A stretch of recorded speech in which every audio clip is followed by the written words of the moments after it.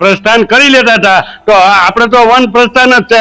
બાકી આ સ્વામિનારાયણ ધર્મ વાળા છે ને એને કેટલી પ્રકારના હલકા ગણવા, કેટલા પ્રકારની એની માનસિકતા નબળી.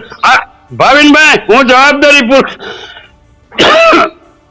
પૂર્વક કઉ છું કે જ્યારથી ઘનશ્યામ પાંડેની આ કંપની હું કઉ છું, પૂજ્ય કબરાવ બાપુએ તો એને આંતરિક કીધા, પણ એનાથી વિશેષ ખરાબ જો કોઈ હોય તો આ ઘનશ્યામ પાંડે હોય. આ કોઈ ઘનશ્યામ પાંડે જ્યારથી ઉત્પત્તિ કરી, આ સ્થાપના કરી ત્યારથી લઈને અત્યાર સુધી ભાવિનભાઈ એક પણ એનો જે સંપ્રદાય વાળો છે ને એ અભણ તો છે નહીં, મૂર્ખ નથી ખબર પડતી એવી વાત નથી. એ તમામ પુસ્તકો તમામ સનાતન ધર્મના અને એના ઘનશ્યામ પાંડેને આ દુનિયાનો સમ્રાટ બનાવી દે અને ધરતીથી લઈને આકાશ સુધી એનું માત્ર પૂતળું લાંબુ કરે, એનો આપણને કાંઈ વાંધો નથી. ભરતસિંહ, મારે એ પણ સમજવું છે કે સ્વામિનારાયણ સંપ્રદાયના જે સાધુ છે જે પણ ભગવા કપડા પહેરીને નીકળે છે, ફરે છે, સેવાઓ કરે છે, ચાલો માનીએ આપણે, બરાબર છે. આપણા જે સાધુ સંતો છે કે સનાતન ધર્મમાં સાધુ સંતો માનતા છે કે આપણે જુનાગઢની અંદર જઈએ, ભવનાથની અંદર જઈએ તો ત્યાં પણ ભગવા કપડા પહેરીને એ સાધુ સંતોને આપણે પગે લાગે છે, માથું ટેકાવીએ છે.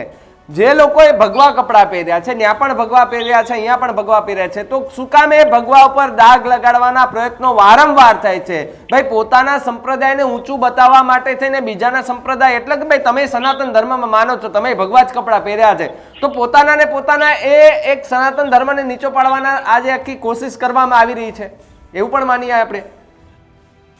ચોક્કસ ભાવિનભાઈ, ભગવાન આ જગતની અંદર ચારે યુગના ઇતિહાસ જોઈ લ્યો અને અત્યારના જો ને આપણને ક્યાં ચારે યુગનો 1000 વર્ષ 100 વર્ષ પહેલાનું આપણે વાંચેલું સાંભળી, અત્યારનું જોઈ લ્યો. હિન્દુસ્તાનના તમામ સનાતન ધર્મના કોઈ પણ આપણા સંપ્રદાયના હોય એ એના ભગવાને કે એના ધર્મની અંદર જે આવતા હોય એ પોશાકને જ માન આપે કે તમે જે ભગવો પહેર્યો છે એને અમે વંદન કરીએ છીએ.